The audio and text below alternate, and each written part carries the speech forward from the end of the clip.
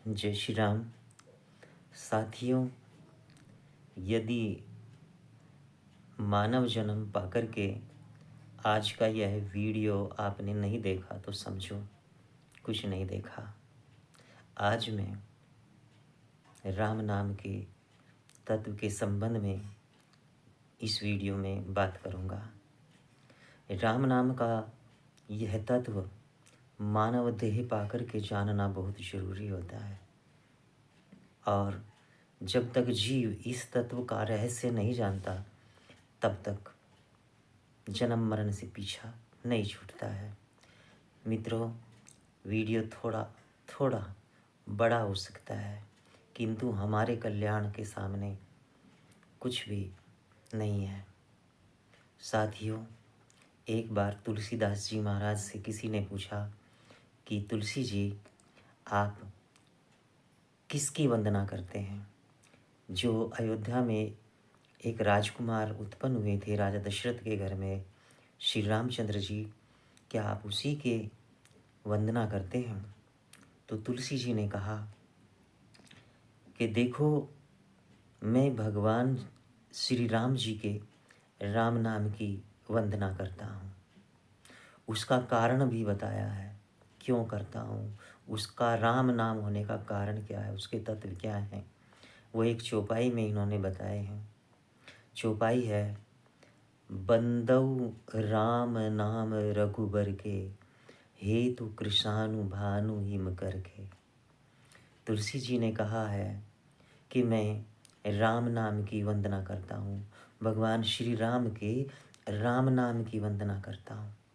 बंदऊ राम नाम, राम नाम, रघुबर के, रघुवीर के, रघुवंश में पैदा होने वाले रामचंद्र जी के राम नाम की मैं वंदना करता हूँ।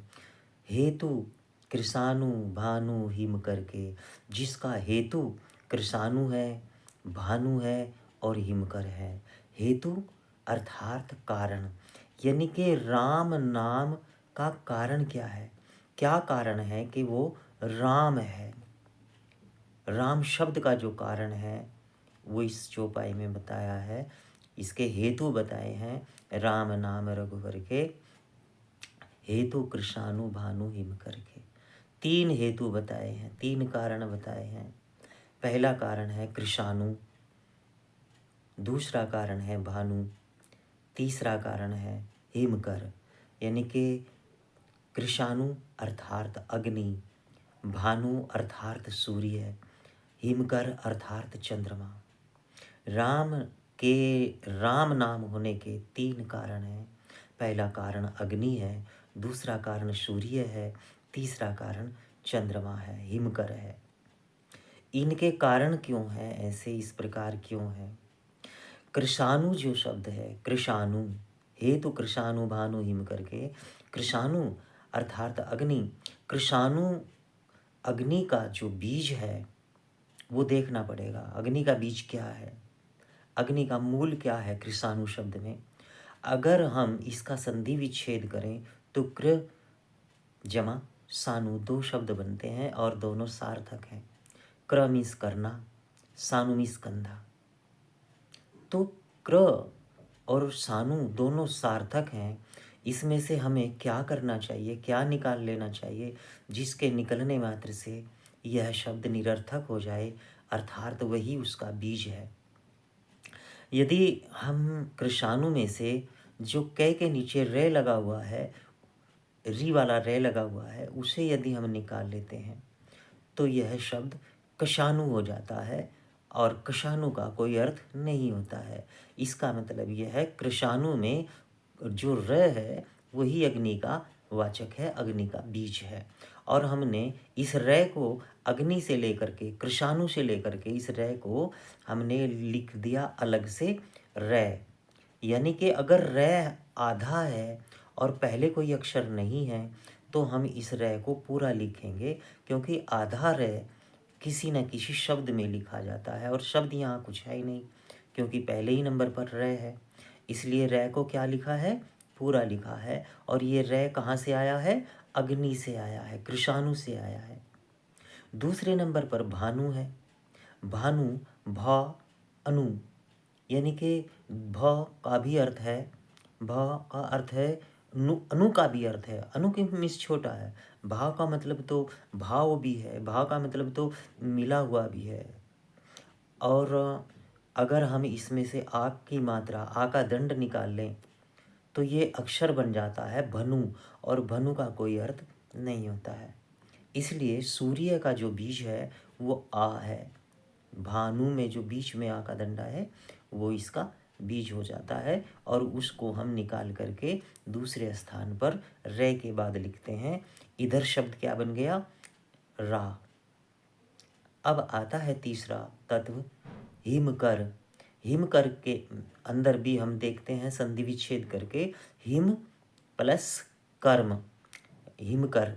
कर का भी अर्थ होता है और हिम का भी अर्थ होता है। हिम का अर्थ होता है बर्फ और कर का मतलब होता है हाथ। तो दोनों के अर्थ होते हैं। अब क्या किया जाए? अगर हम इसमें से मैं को निकाल लेते हैं हिमकर में से, तो ये मैं जो है निरर्थक हो जाता है, ये हिकर बन जाता है। हिकर शब्द का कोई अर्थ होता नहीं है। इसलिए साथियों यहाँ से मैं को लिया गया है और इधर तीसरे स्थान पर मैं को रखा गया है। तो अब क्या ये शब्द बनता है? ये राम शब्द बन जाता है। पहला क्या इसमें तत्व है? अग्नि है। दूसरा क्या तत्व है? सूर्य है। और तीसरा क्या तत्व है? हिमकर है। देखिए कितनी अद्भुत बात है कि राम के मुख पर सम्मुख अग्नि है और इसके अंत में हिमकर यानी कि शीतलता करने वाला, बर्फ करने वाला, ठंडा करने वाला, शांत कर देने वाला चंद्रमा है। तो इसके अपने प्रभाव भी हैं।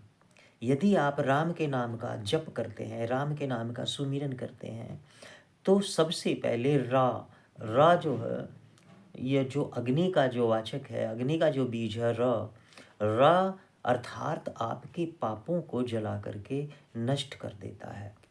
राम जी ने खुद कहा भी है, सम्मुख हो है ही जीव वही जब ही कोटि जन्म अग्नासहु तब ही। विभीषण जी से कहा था, जब विभीषण जी अयोध्या वो राम जी के पास आए थे लंका से लात खा करके, सोच रहे थे अब मेरा क्या होगा। तो राम जी ने कहा, सम्मुख हो ही जीव मोहि जब ही जन्म कोटि अग नासहु तभी। मेरे जीव जब सामने आ जाता है तो मैं उसके करोड़ों जन्म के पाप जला करके नष्ट कर देता हूँ, क्योंकि राम के नाम में सम्मुख जो है, पहले जो स्थान पर है वो अग्नि है, रह है, और उसका स्वभाव है पापों को नष्ट करना। जब जीव के पाप नष्ट होने लग जाते हैं, आपको पापों से घृणा हो जाती है, बुराइयों से नफरत हो जाती है, तो समझ लेना चाहिए रे अक्षर जो है, रे जो एक इकलौता शब्द रे वो कार्य कर रहा है। उस साल्ट का आपके ऊपर असर आ रहा है, क्योंकि आपको पापों से नफरत हो गई है, बुराइयों से घृणा हो गई है। और जब अपने अंदर अपने जीवन में ऐसा पाएं कि मुझे अब बुराइयों से नफरत हो रही है, मैं बुराइयों से दूर होता जा रहा हूँ, तब समझ लेना कि ये रे अक्षर काम कर रहा है। उसके बाद आता है भानु अर्थात आ का दंडा, आ की मात्रा। ये सूर्य का वाचक है। सूर्य का वाचक क्या करता है? ये प्रकाश देने वाला है, प्रकाश अर्थात ज्ञान। तो अद्भुत बात है, जब जीव के सभी पाप जल करके नष्ट हो जाते हैं रे के द्वारा, अग्नि के द्वारा, तभी उसे ज्ञान की प्राप्ति होती है, तभी उसका जीवन प्रकाशमान होता है। ऐसा नहीं होता कि आदमी पापी भी हो और ज्ञानी भी हो। और अगर पापी भी है और ज्ञानी भी है तो उसके ज्ञान पर संदेह करना चाहिए। सच्चा ज्ञानी वही है जो पापी ना हो, जो जिसमें बुराइयां ना हो। बुराई भी हो और पाप भी हो तो वो ज्ञानी होता ही नहीं है। इसलिए साथियों, रै ने आपके पापों को जला करके नष्ट कर दिया है। आगे आप पाप करते भी नहीं हैं, पाप का सोचते भी नहीं हैं, पापों से नफरत हो गई है। उसी के बाद जब ऐसे आप शुद्ध हो जाओगे तभी आपको ज्ञान की प्राप्ति होती है। और ये सूर्य का वाचक है भानु। ये दूसरा साल्ट है, दूसरा तत्व है, काम आपके अंदर काम कर रहा है। जब आपके पाप भी नष्ट हो जाएं, आपको ज्ञान की प्राप्ति भी हो जाए, तो रा शब्द काम कर रहा है, रे भी कर रहा है और आ भी कर रहा है। इसके बाद तीसरे नंबर पर आता है हिमकर, यानी कि शीतल करने वाला, शांति देने वाला, प्रशांति देने वाला। तो जब जीव के पाप भी जल करके नष्ट हो जाते हैं और उसे ज्ञान की भी प्राप्ति हो जाती है, उसके बाद तीसरे नंबर पर ही उसे शांति की प्राप्ति होती है, उसे आनंद की प्राप्ति होती है। ऐसा नहीं है कि उसके अंदर पाप भी हो और ज्ञान भी हो और शांति भी हो, तीनों चीज़ एक साथ नहीं रह सकती हैं। इसलिए साथियों, राम नाम का जप जीव जब आप करता है, जब अपने मुख से करता है, मन से करता है, श्वास से करता है, और उसमें ये तीन पहचान आपको देखने में मिले कि मुझे पापों से नफरत हो गई है, अब मैं पाप नहीं करता, पाप नहीं सोचता हूँ, बुरा नहीं सोचता हूँ, तब रे ने कार्य किया है। और जब मुझे ज्ञान की प्राप्ति हो रही है, ज्ञान के प्रति आकर्षण हो रहा है, ज्ञान मुझे अच्छा लगने लगा है, सत्संग मुझे अच्छा लगने लगा है, संत मुझे अच्छे लगने लगे हैं, शास्त्र और वेद मुझे अच्छे लगने लगे हैं, तब समझना मुझे ज्ञान की प्राप्ति हो रही है। भानु ने कार्य किया है, आके दंडे ने कार्य किया है, और फिर अंत में शांति की प्राप्ति होती है, जो मनुष्य जीवन का लक्ष्य होता है। साथियों, वीडियो थोड़ा बड़ा तो बन ही गया है, लेकिन मूल्यवान है। मनुष्य जीवन को पा करके हमें राम नाम का महत्व समझना ही जरूरी होता है, समझना ही चाहिए। इसलिए ये जो अध्यात्म है, इसमें थोड़ा समय तो लगता है, वीडियो बड़ा ही बन जाते हैं, बड़े वीडियो आप देखते नहीं हो, छोटे में काम चलता नहीं है, इसलिए बड़ी दिक्कत का काम है। हम चाहते हैं कि हम कम शब्द में, कम समय में ही पूरी बात करें, लेकिन जितना भी हम कम करते हैं उतना हो नहीं पाता है। इसलिए मैं क्षमा चाहता हूँ और निवेदन करता हूँ कि यह वीडियो आप अवश्य देखें, इसे लाइक भी करें, शेयर भी करें, और यदि आप पहली बार मेरे चैनल पर आए हैं तो उसे सब्सक्राइब अवश्य करें। सब्सक्राइब मैं इसलिए कह रहा हूँ क्योंकि मेरे द्वारा 4 ग्रंथ अवधी भाषा में लिखे गए हैं, मैं उन्हें प्रकाशित कराना चाहता हूँ। मेरा निजी कोई स्वार्थ नहीं है, यह मैं वचन देता हूँ। साथियों, मानव जन्म पाकर के राम नाम की महिमा, राम नाम के तत्व को जानना बहुत ज़रूरी है। आगे भी मैं भगवान के नाम पर चर्चा करूँगा। जय श्री राम।